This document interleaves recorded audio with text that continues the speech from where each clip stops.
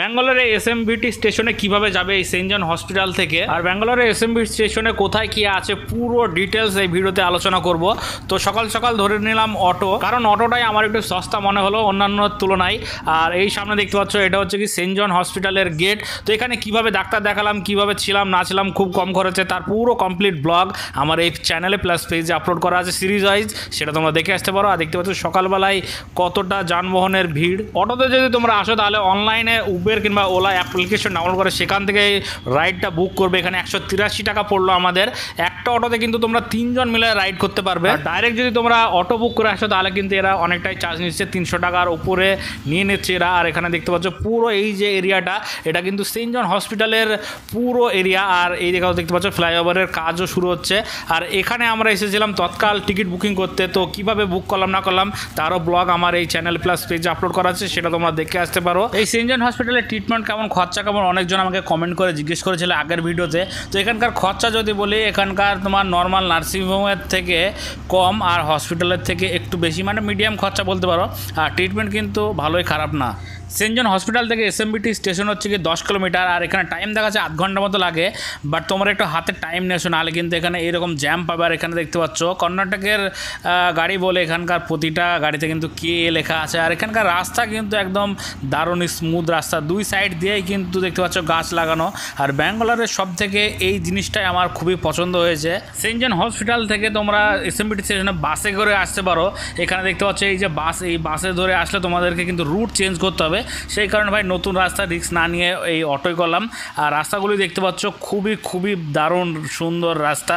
আর এই রাস্তাগুলি এতটা পরিষ্কার মনে হচ্ছে কি এক্ষুনি কেউ ঝাঁট দিয়ে গেল। আর দেখতে পাচ্ছ এখানে কিন্তু ওভারব্রিজ আর ফ্লাইওভার একদম মাস্ট তোমাদের চোখে পড়বেই। অনেক মানে এইরকম দেখতে পাচ্ছ আবার ফ্লাইওভার শুরু হলো। এই ফ্লাইওভার থাকার কারণে কিন্তু জ্যামটা অনেকটাই কমিয়েছে ব্যাঙ্গালোরের সরকার। তো আমাদের এইদিকেও কবে হবে তার ঠিক নেই।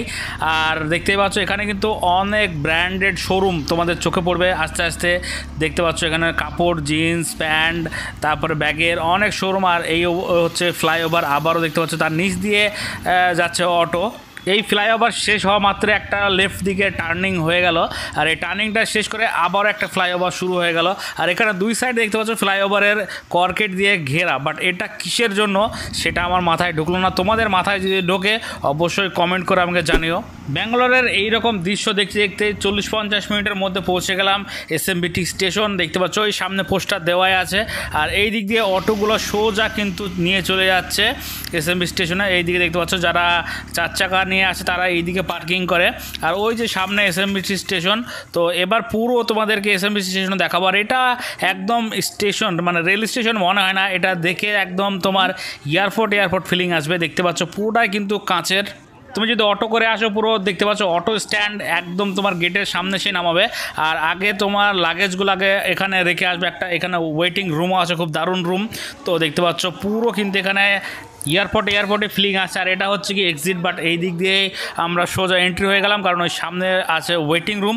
আর এটা পুরোটাই দেখতে পাচ্ছ এই লেফট সাইডে এটা হচ্ছে টিকিট কাউন্টার। এখান থেকে তোমরা যদি নর্মালি আসো প্ল্যাটফর্ম টিকিট কাটতে হবে, আর ট্রেনের তো টিকিট কাটলে কোনো অসুবিধা নেই, ডাইরেক্ট এন্ট্রি হয়ে যাবে।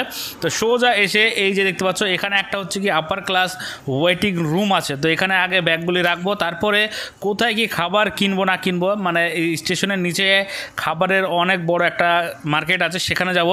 তো ব্যাগগুলি এখানে রেখে আব্বা মাকেও এখানে বসিয়ে দিলাম কারণ ব্যাগগুলির কাছে। আর আমি যাব পুরো মার্কেটে ঘুরতে, সেখান থেকে কিছু খাবার আনবো কিনে। তো এই দেখতে পাচ্ছ এইখান থেকে সোজা এসে কিন্তু এটা 1 নম্বর প্ল্যাটফর্ম। আর 1 নম্বর প্ল্যাটফর্মে দেখতে পাচ্ছ দুরন্ত এক্সপ্রেস। এটাই হচ্ছে কি আমাদের ট্রেন জার্নি শুরু হবে। তো এখানে সোজা হাওড়া টু এসএমবিটি স্টেশন লেখাই আছে দেখতে পাচ্ছ। তাকে এই স্টেশনটা তোমাদেরকে এক্সপ্লোর করে দিই। তো ফার্স্ট অফ অল আমি এসে মনে করি এখানে কোনো মার্কেট নেই, একদম ফাঁকা তাই মনে করছিলাম। বাট এখানে দেখতে পাচ্ছ এই নিচ দিয়ে কিন্তু তোমার এখানে 7টা প্ল্যাটফর্ম, 7 নম্বর প্ল্যাটফর্মে তোমরা যেতে পারবে। তো এই স্টেশনের নিচেই কিন্তু আছে অনেকটাই ফুডের স্টল। তো সেখানে আবার যাচ্ছে ব্যাগগুলো রেখে। আর দেখতে পাচ্ছ ওভারঅল পুরো কিন্তু এখানে এয়ারপোর্টের একটা ফিলিং তোমরা এখানে দেখতে পাবে। আর এখানে কিন্তু সেই আই লাভ বেঙ্গালুরু লেখা দেখতে পাচ্ছ খুব বড় বড়। আমাদের বেলডাঙ্গাতে তো আই লাভ বেলডাঙ্গা কত লেখা তার ঠিক নেই। তো ওই যে আই লাভ ব্যাঙ্গালোর লেখা আছে, আর এরা হচ্ছে কি যে এন্ট্রি গেট তার ঠিক অপোজিটে কিন্তু এই দিক দিয়ে নেমে গিয়ে সামনেটা পুরোটাই কিন্তু অনেক খাবারের দোকান আছে। তো সেখানে যাচ্ছি। ফার্স্টে তো আমি ভেবেছিলাম কোথায় রে ভাই খাবারের দোকান, বাট এই দিকে এসে দেখতে পাচ্ছি অনেক খাবারের স্টল আছে। তো চলো সেখানে যাওয়া যাক। আর এখানে এসেই দেখতে পাচ্ছ লাইন দিয়ে কিন্তু অনেক স্টল আর অনেক রকমের খাবার আছে। এখানে কলা কেজিতে বিক্রি হচ্ছে, আর দেখতেই পাচ্ছ তোমরা এই লাইনে যতগুলি স্টল আছে বেশিরভাগই কিন্তু ব্যাঙ্গালোরের খাবার দাবার পাওয়া যায়। এখানে এক জায়গায় পরোটা ভাজছে দেখতে পাচ্ছ, আর এখানে বাঙালি খাবারও কিন্তু আছে, সেটারও ঠিকানা তোমাদেরকে দেবো এই ভিডিওতে। আর এখানে কিন্তু সবথেকে ফেমাস হচ্ছে দিল পছন্দ। এখানে দু রকমের দিল পছন্দ ভাজা, একটা হচ্ছে নারকেলের আর একটা হচ্ছে হালুয়ার। তো হালুয়ারটা আমার বেস্ট লেগেছে, নারকেলটা অত ভালো লাগেনি। আর এই যে স্টেশনে একদম শেষ প্রান্তে দেখতে পাচ্ছ ওখানে একটা দোকান আছে, এখানে তোমরা বাঙালি খাবার পেয়ে যাবে। আর এই রাস্তা দিয়ে সোজা এসে এই যে হোটেলটা, এখান থেকে তোমরা পার্সেল করে নিয়ে নেবে, কারণ ট্রেনে সেরকম কিন্তু ভালো বাঙালি খাবার পাবে না। তো এই যে অপোজিটে এখানে একটা গ্যারেজ মতো আছে, তার ঠিক অপোজিটে এই হোটেলটি। এখানে কিন্তু ট্রেনের স্টাফরাও এসে কিন্তু খাওয়া দাওয়া করছিল আমি যখন আসলাম। এখান থেকে তোমরা মাছ ভাত ডিম ভাত এখান থেকে পার্সেল করে নিয়ে ট্রেনে গিয়ে কিন্তু খেতে পারো, কারণ ট্রেনে হচ্ছে 2 দিনের যাত্রা, একটা রাত তোমাকে কাটাতে হবে। আর এখানে বসে খাওয়া দাওয়ারও ব্যবস্থা আছে। এই হোটেলটার নাম হচ্ছে কি শাহাবুদ্দিন। আর এখানে কী কী পাওয়া যায় সেটারও কিন্তু ফুল ডিটেলস দেওয়া আছে, দেখতেই পাচ্ছ। তো ফাইনালি ওখান থেকে আমরা কিনে নিলাম কিছু খাবার দাবার। আর এবার সোজা আবারও যাচ্ছি প্ল্যাটফর্মে। আর কিছুক্ষণের মধ্যে আমাদের ট্রেন ছাড়বে, সেই কারণে। আর এখানে কিন্তু দারুণ একটা ফেসিলিটি আছে, সেটা হচ্ছে কি তোমরা এখানে মোবাইল ফ্রিতে চার্জ করতে পারবে। এখানে ইউএসবি কেবল যদি লাগিয়ে দাও ডাইরেক্ট তোমার মোবাইল চার্জ হওয়া শুরু করে দেবে। আর ওপরটাও তোমাদেরকে দেখাবো, এখানকার যে একটা ওভার ব্রিজ আছে সেই ব্রিজ, বাট তোমাদের কাছে যদি লাগেজ থাকে তোমরা আন্ডারগ্রাউন্ড দিয়ে যেতে পারো, ফার্স্টে যে দেখালাম। আর এখানে হচ্ছে কি দোতলায় উঠে কিন্তু ফুড কোর্টও পেয়ে যাবে এখানে।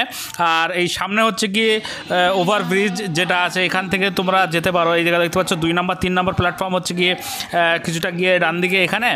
আর ওই একদম লাস্ট হচ্ছে কি 7 নম্বর প্ল্যাটফর্ম। আর এই দিক থেকে 2-3 নেমে গেল। আর এই যে সামনে দেখতে পাচ্ছ এখানে লেখাই আছে, একদম ইজিলি সব জায়গাতে কিন্তু লেখা আছে কোথায় কি প্ল্যাটফর্ম আছে না আছে।